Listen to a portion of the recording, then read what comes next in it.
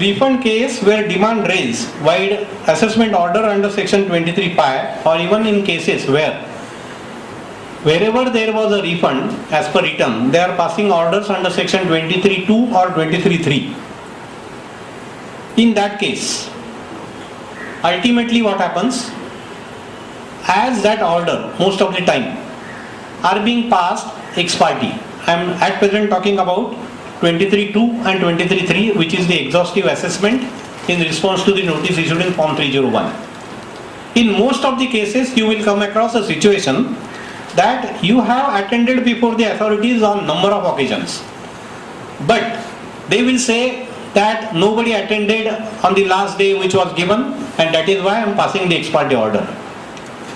And therefore, the tribunal, which is very initially was insisting for the part payment, tax plus interest, somehow, as we have witnessed, that tribunal has come down, at least today, wherever the Hawala allegations are there, that in anyhow you must pay the tax amount, but interest and penalty not. But what is happening in a case whereby the assessment order has been passed under section 23.2 or 3, whereby the tribunal always, when we say that even though the assessment order is passed under section 23.2 or 3, then what the report part of the assessment order says, first one, as I said, nobody attended, no proof of tax paid by the supplier, etc. have been given, no books of accounts were given, and that is why I am passing the order. In that case, what the officer ultimately writes, that the refund claim, a set of claim was rupees so and so, but I am granting the refund of rupees say 11,000 out of say 9 lakhs. Somewhere in between he writes, because of the 14 parameters, the amount of rupees 2,38,000 and something is I cannot grant, like this. And when the matter of yesterday only, the demand was in lakhs, I was on a point, the order passed is not self-explanatory, and that is why do not fix any payment as far as this case is concerned as a part payment. Then as I said, the matter was before the first bench. The president asked me, after reading that those two lines, that because of 14 parameters, the Hawala 2 lakh something, and for other some reason say 20,000, what is the total? 2,66,000, at least you pay this. Then I said, my lord, you have just before was strongly asking me, then why I have not attended before the officer concerned? To that my answer is this, that even first of all, why I have not attended? Actually speaking, I attended. Officer is writing the incorrect things. And presuming that I have nothing in record with me, though it is stated in my ground of appeal before the first appellate authority, that as he was insisting for bringing confirmation letters, I thought it fit not to waste the time. I have written in that. And better, the all statements and everything has been produced, and better not to attend, because I know he is not going to grant the refund, because he has to complete the assessment before a particular date. And my lord, you are harping only on a point why I failed to attend before the authorities. But you have completely overlooked the fact, in spite of my non-attendance, what the officer has resorted to, he himself is stating that I am passing the order ex parte, I am determining the turnover of sale which is equivalent to Form 704. So as far as tax liability on my sale side is concerned, he has taken the exact one. Coming to the set off claimed, the officer himself is noting down all the figures in the assessment order as per 704, and the officers today are making the mistakes. So far so good for us. That when they come to the last column of purchase side, they say the purchases of goods eligible for set off. That means you are at least admitting that these are the purchases. The set off may go away because of the section 48(5) that the seller has not paid the tax. What we call it as real 48(5) cases. There I pointed out to the tribunal that when the officer concerned has gone through my J2 of 704, and out of that he is disallowing, he is allowing to me the set of, in that case, 11,000 and something. And you are telling me that I must pay that 2,50,000 something, which as per 14 parameters, etc. But in that case, though the order is under section 23(3), the officer in this present scenario is duty bound to mention out of my total, say 60 transaction of purchases, 60 suppliers in that case, covered in annexure J2. He must specify whatever he does while passing the order under section 23(5). He has to mention which are those suppliers which according to him have not paid the taxes. And unless that is done, this cannot be the order passed according to law, and therefore the justice will prevail only if you remand this matter back to the first appellate authority, because as per the present law, the first appellate authority has to step into the shoes of an assessing officer, then let him check whatever he wants to check, give me the opportunity, I will attend before him. But I am stating here in very elaborate words that in no way I am going to produce a confirmation letter even from my single vendor. That is your duty. When you are assessing me, you are saying that set off will not be granted. It is your duty to say that these are the transactions where set off will not be granted. Now friends, why this is required to be done? Because as I said, this is a case whereby the assessment order at least has been passed. So here, at least today or tomorrow, the tribunal as of today is doing a great favor to you, I would say, barring I am talking about Hawala cases, that wherever there is a refund as per 704 or as per your books of accounts, they are accepting to direct only means only zero payment, and they are accepting all those appeals. So wherever there is a refund, you need not worry at all. You had never make an attempt to please anyone that you fix the lower part payment. Tribunal will grant that one. But today what is happening? In a case where the order is passed under section 23(5), tribunal in principle, when the working for the entire year has been given to them, tribunal is fixing nil payment. But the issue whether the order is passed under section 23(5), whether the first appellate authority can rework out the liability for the entire year and then grant you the refund, if any, even after that authority confirms your disallowance on account of so-called Hawala purchases. That issue is being left open because today the cases which are going to the tribunal are only on part payment issue.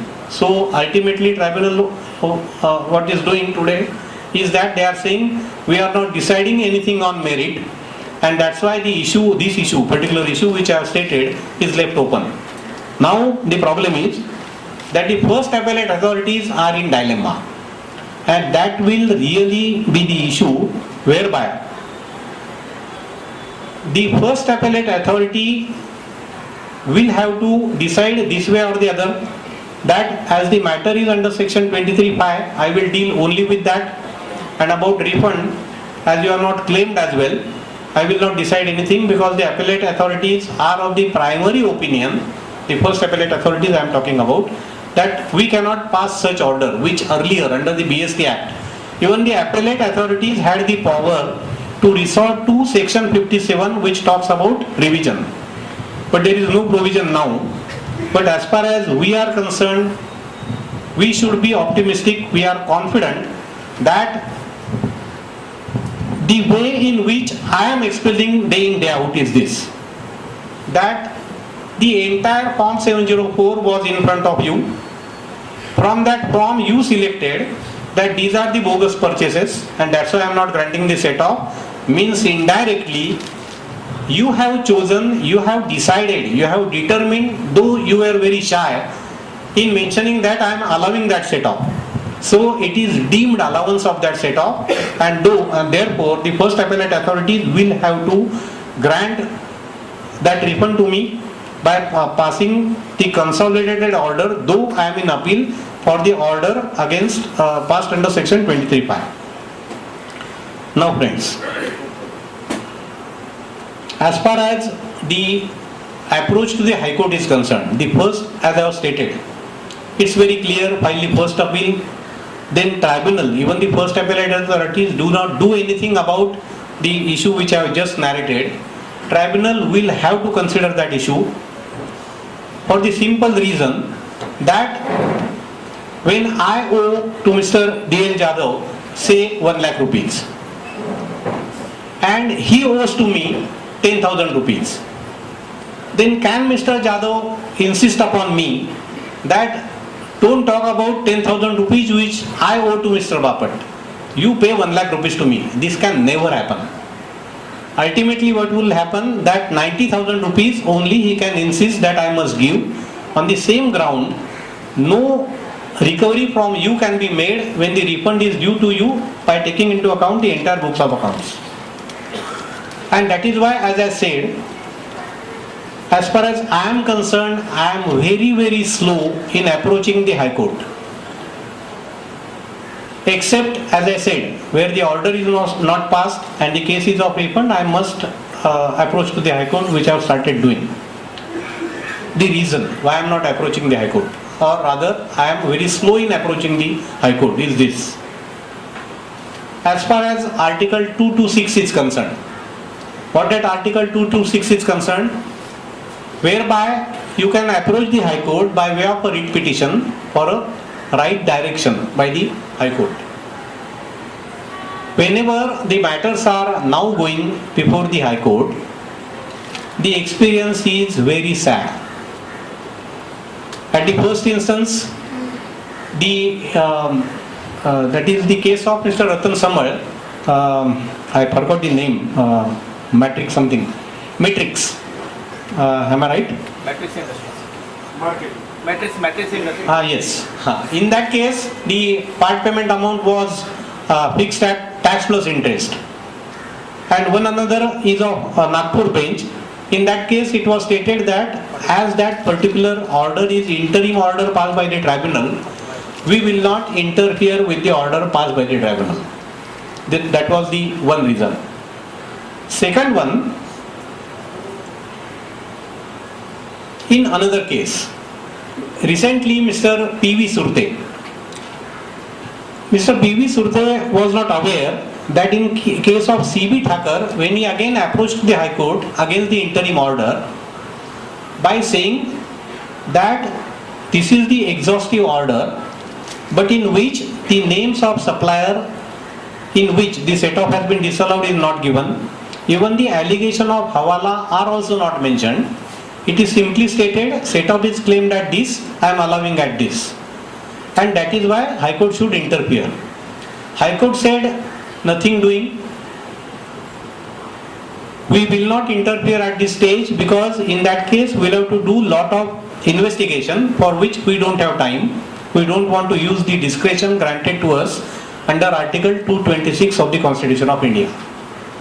And what the High Court did, High Court asked Mr. C.B. Thakur, are you withdrawing or we should pass the order? Mr. C.B. Thakur took a prudent stand and said, no, I am withdrawing.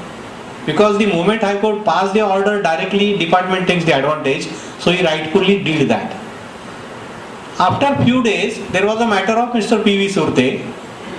He gave the letter expressly stating the application to the High Court by saying that a huge amount is involved, kindly take up my case earlier. Then the High Court in that case rejected that plea on the same ground that at this interlocutory order issue, we do not want to use our discretionary power. Then I asked Mr. Surte, दादा तुमच्या केसमध्ये असं झालं का, कोणती matter आहे ती? अरे म्हणाले तुला काय सांगू, मला जर हे C.B. ठाकरची केस माहिती असती तर मी हे लेटर दिलंच नसतं. मी स्वतःच माझ्या पायावरती धोंडा पाडून घेतला. the high courts are reluctant to touch these cases, and I was on the point that to approach the high court we have to decide thoroughly, we have to select a case thoroughly while approaching to the high court. The reason is, if you look to the entire history under the Bombay Sales Tax Act, if you read all the cases of all our stalwarts of the first generation, most of the law came out in reference cases. Under the BST Act, as you know, there was a provision for reference application where the law point was involved. Very few cases are there under the Bombay Sales Tax Act. Of course, I am saying comparatively, by way of writ petition. And that is why we should avoid filing writ petition. We should file the appeal to the High Court. That is the provision, as you know, under the MWAT Act. Under section 27, after the order is passed by the tribunal in second appeal, we can move to the High Court if the substantial question of law is involved, which obviously will be in that case. And that is why I am again and again saying why I am slow in approaching to the High Court. The another most reason is, as far as Article 226 is concerned, I do understand. I have explained to you also what I have in mind. But as far as Article 227 is concerned, that article gives wide powers to the High Court to govern overall law and order, so much so the functioning of all the departments under it in the whole state. And that is why when the scheme of the act, the topic of today starts with the scheme of the act, where from the section 51, the idea of section 51 has been imported, we do not know. Under the Bombay Sales Tax Act, there was no such provision to grant refund by way of deemed assessment under section 33(2) at that time, or on actual assessment under the respective section. But here, as far as Article 227 is concerned, High Court has got ample powers to overall call for the papers, what we call here in the actual article is returns, pending before the respective tribunal, and High Court can act upon it. But it is very difficult to predict what stand High Court would take in a given case. Few days back, one widow came to me whereby she was crying that her husband was doing some business and there is very old liability, and now the officer at recovery at Bandra, those were the BST cases, and they are saying no appeal is filed, recovery has become now final, dues have become final, so you pay that. She was literally crying. When she came to me, I was sure the orders must have been served, but he is not in a position to pay. If I took those cases, what she ultimately said was saying that even if I get a breathing time, I may sell my flat and I will pay back that amount. But as that was a widow that was crying for what to do, I may become homeless, I thought it fit not to accept that case for the simple reason too much pain was required into it, and over and above that to quote something which will be hurting to me as well. Thereafter, what she did, she went to the lawyer who was not at all concerned with sales tax law, and that lawyer, what he did, he took that old lady over there in the High Court sitting on a wheelchair, and the High Court, looking to that fellow, started asking the department, you show me from which orders the dues are arising from. And there, as you know, the status of the record with the recovery officer is very bad. They were unable to answer, and that matter has been stayed for last 6 months. Thereafter, nothing has been done. The idea behind telling you all this thing is this, that whether the High Court will resort to Article 226 or 227, it is very difficult to predict, and that is why ultimately what we can depend on is only on section 27, whereby that should be as a last resort. Friends, before I parting with the concluding part, Section 40 of the of the Maharashtra VAT Act, that is a very dangerous section. Till today, we have not much thinking on it. As far as Section 40 is concerned, when we approach before the tribunal in recovery matters or the matters where, as I explained, as we are on refund, that those dues cannot be resorted to because there is a refund. There what we are doing today, as we are struggling with the recovery of interest and penalties, so minimum tax we should pay. So we are under the impression that whatever the tribunal or the first appellate authorities nowadays are fixing is the tax amount you to pay, because the overall discussion is on tax. But if we look to Section 40 of the MVAT Act, that is dangerous. Such type of section was not there under the Bombay Sales Tax Act. Under the Bombay Sales Tax Act, as you know all, that whatever the payment we make, the priority was first to be adjusted against tax, then again interest against the penalty. But as far as Section 40 is concerned, that is exactly reverse.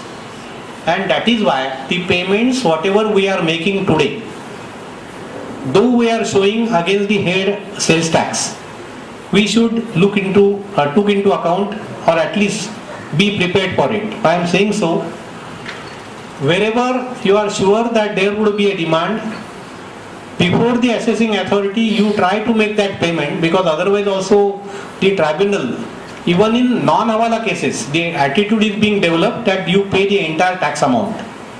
And that is why, where you are sure that ultimately on the count of Hawala allegation you are going to lose, it would be appropriate to pay at down below stage itself. Because when you will pay down below, before passing of the assessment order, what will remain over there is only the interest and penalty. So there the Section 40 will not come in your way. And anyhow, initially I was advising my clients not to pay below, because otherwise the appellate authority will say now you pay at least some amount of interest. But because of Section 40, I have now changed my stand. That's why I thought it fit to put before you. Now friends, to conclude, how to get this problem solved? That will be the ultimate question before all of you. Because if I say, or if we conclude that tribunal should be only resorted to where in most of the cases we will get justice, whatever the cases remains, very few comparatively, we will approach to High Court under Section 27. Then also many people think that it is again a long route. Then again what happens, that they say, as far as writ petition is concerned, I have explained to you in enough length of words. Then the issue is ultimately why this happened. This happened only because of the scheme of the MVAT Act. While drafting the MVAT enactment, they in most of the cases have given the go-by, which was dealer friendly, or at least was not a sort of extortion to be made. The best example is now Section 40 as well, in addition to that refund. And therefore, can you just imagine and tell me what can be the other option? I was expecting from everyone, because whenever you go before any industry people, they say, and I was expecting from you as well, that GST आएगा तो सब solve हो जाएगा. When VAT came into picture, VAT was being introduced, all of us were saying the same thing, and therefore what I wish at the end is this, that apart from the appeals and High Court and whatnot, what remains ultimately is to ease our problem, is the problem of the trading community or business community, is stand behind STPM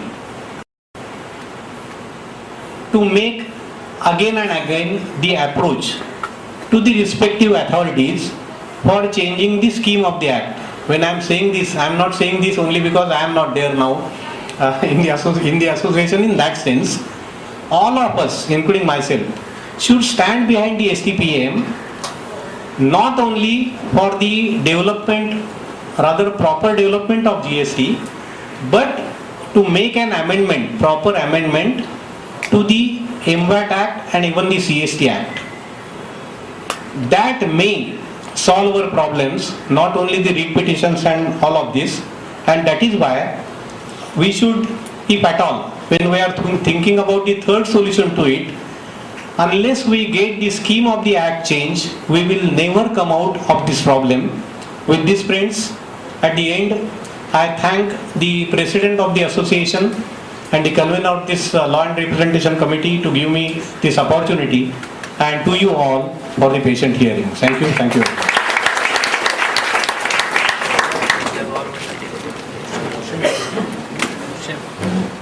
Thank you, sir.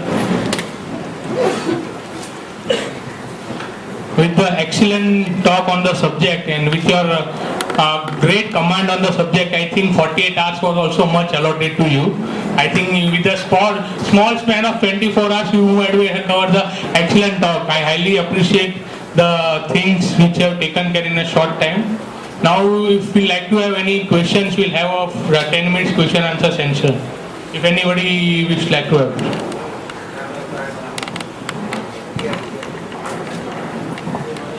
Has mentioned section 40.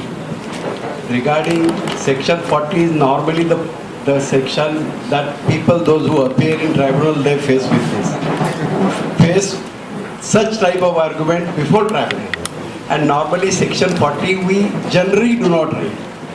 But I have a view on that. Section 40 will come into play only when the orders get finality. If the assessment order is passed, that order is not final unless it is confirmed by appeal, first appeal. If you are going in second appeal, then first appeal order is also not final.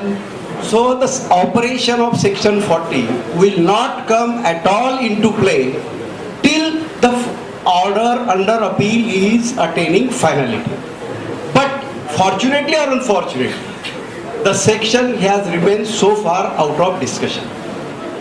But my sincere view is that when assessing officer has levied certain interest which is not at all leviable, he has levied penalty which is not at all leviable, then unless that order attains finality, the question of adjustment as suggested in the scheme of section 40 will not come into play. Thank you.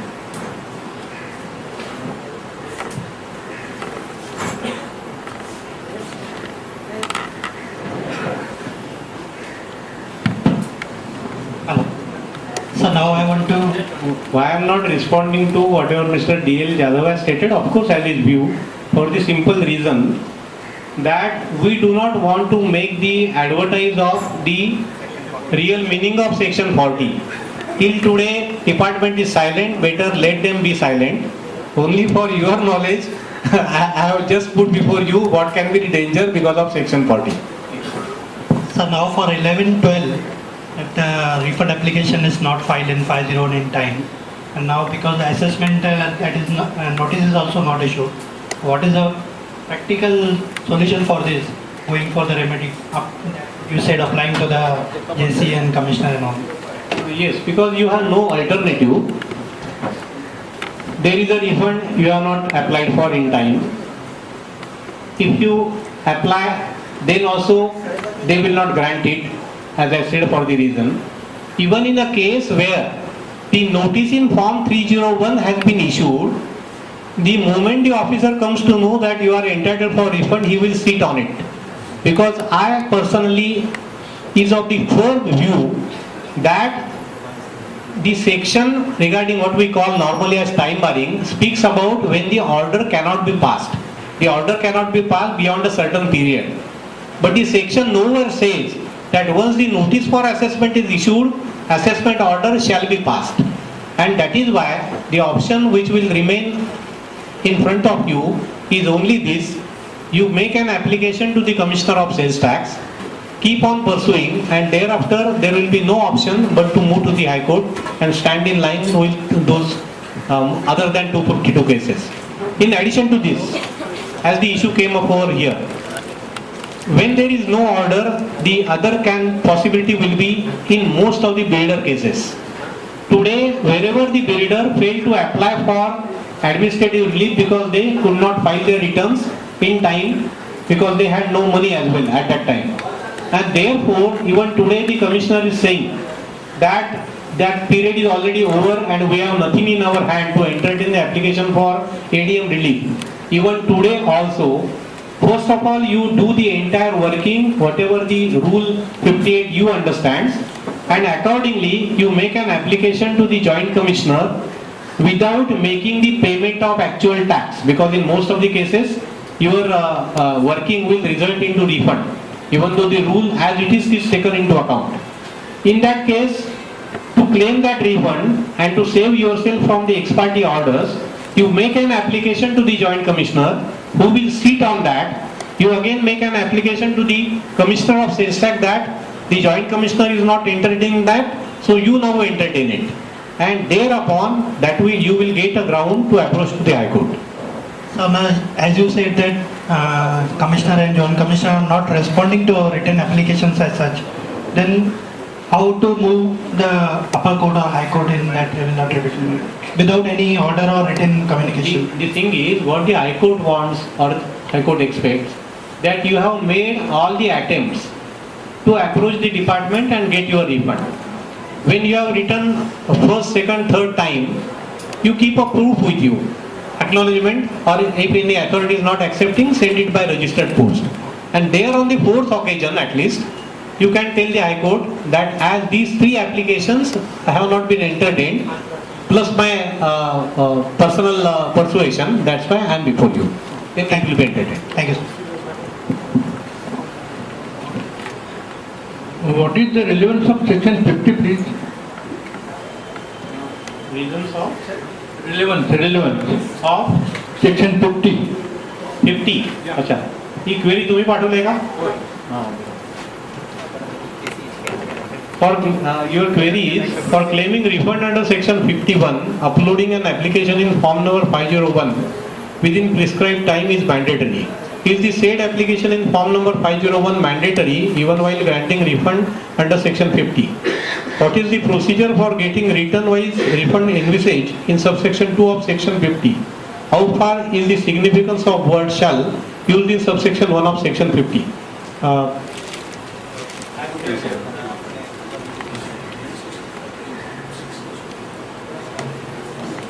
As far as, without going in detail to that respective section, whatever I recollect from the section, reading of section 50 is this.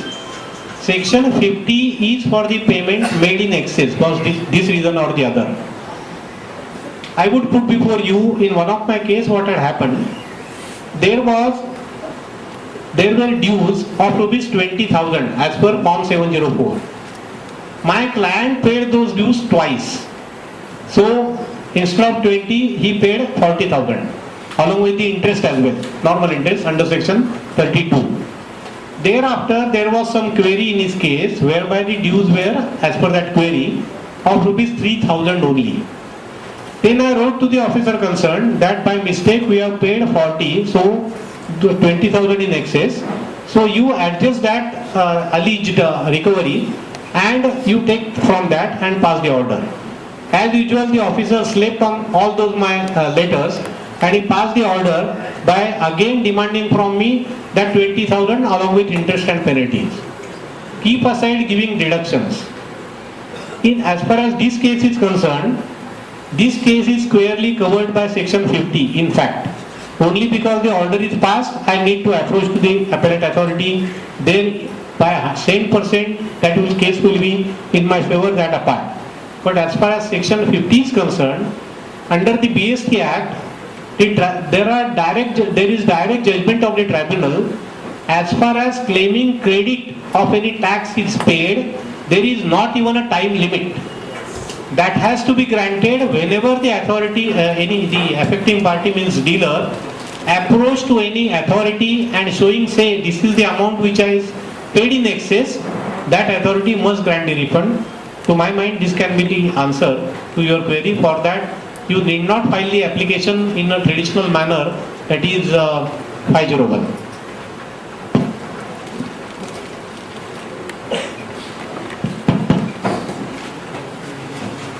Hello. Yes, sir.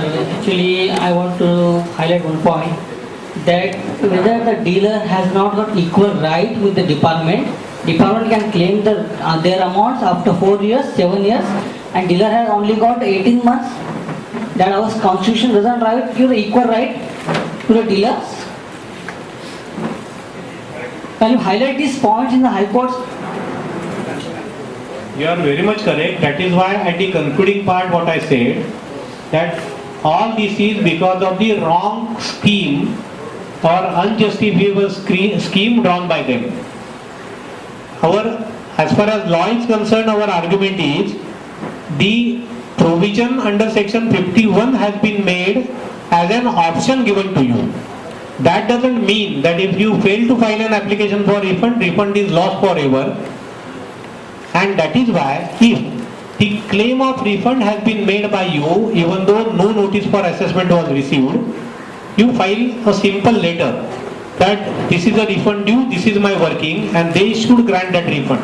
And as far as your anger is concerned, that is I can understand, because thousands of we even as a professional are suffering, because yesterday, as I forgot to mention in the course of my speech, a person like Patkar, who is very dynamic as you know, I need not elaborate further, was also helpless before the High Court, because the moment the case was opened, called on, the High Court said the interim order has no merits, then why should we deal?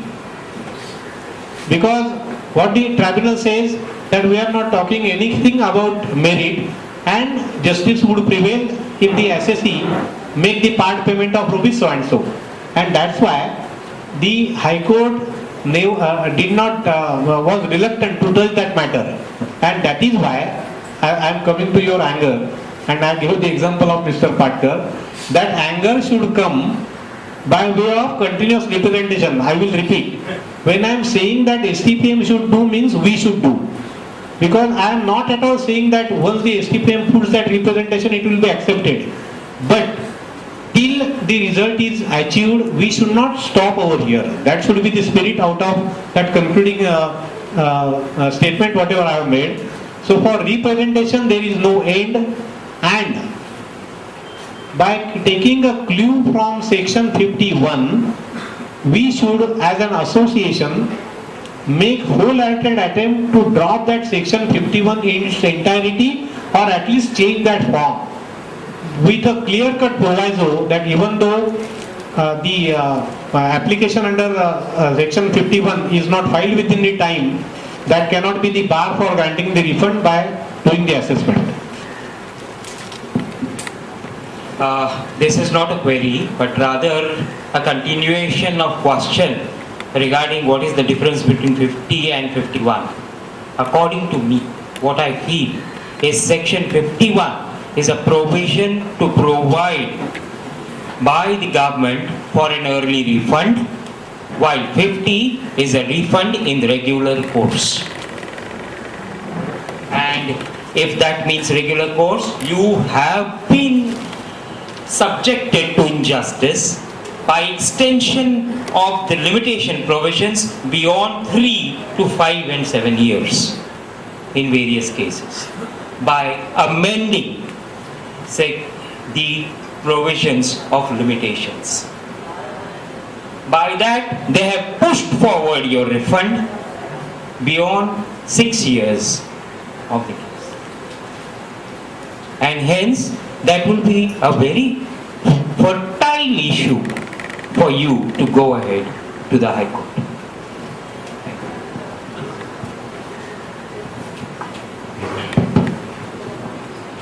Just a moment. One more indicator about this.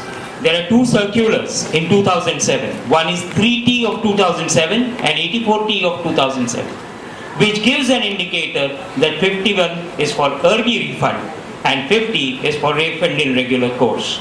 It very well states also that if under 51 the refund cannot be granted because you have not complied with the issue, then regular assessment should be taken and refund be granted.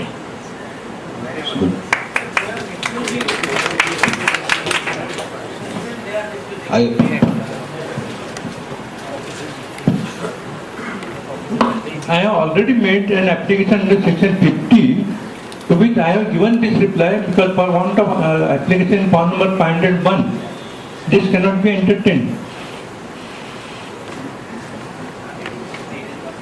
The thing is that, coincidentally, I will tell you, tomorrow, that Joint Commissioner of Sales Tax Legal, Rajeshri Nadgowda, has called me to deliver a lecture at Powai. They are holding a big camp over there for their officers. She said, I want a keynote address. Will you deliver that? I said, which subject? She said, whatever you like. The purpose I told you. When I said yes, then what immediately clicked to me is this, whatever you have raised just now. What has happened? If you look to the recent judgment of the Supreme Court on the issue of National Tax Tribunal, do not think only from the angle about the strict observations or stricture passed against the technical members of the respective tribunals. Don't look from that angle. What the main angle from that is that a person who is not coming from the judiciary cannot be expected to have a judicious mind. That is only the crux from that. And when you do not have the judicious mind, the obvious answer would be that the officer will answer to you whatever he has answered to you. That they knows only one thing. If you want money, that is a refund application. There is only one section 51. There is only application 501. There is only electronic application that must be filed in 18 months or 3 years. And other than that, they do not know anything. And that is the reason, even if there is a refund under the CST Act, what they have provided by issuing a trade circular, and that also is not made public, internal circular if I mistake not, that you prepare application in 501 manually for claiming the refund under the CST Act, give it in the hands of the Joint Commissioner refund, then only you will get refund. The crux of this is, tomorrow when I am going there to deliver a lecture, I will pick up only these points for the officers who are there for training. Whenever you act anything maybe against us, you go to the respective section, you go to the respective rule, you go to the respective notification, and then only you can act in favor or against us. Unfortunately, this is not happening, and that is why the query from you on section 50 is. What is the recourse format, sir? What is recourse? Recourse is your continuous persuasion, and at the end, if they do not, which they smartly will not give you anything in writing, if the again the question comes, whatever is the stake. If the stake is big, obviously you can approach to the High Court, but that doesn't mean you stop it over here, because that whenever there is a refund, what our as of today's opinion is that refund cannot be lost.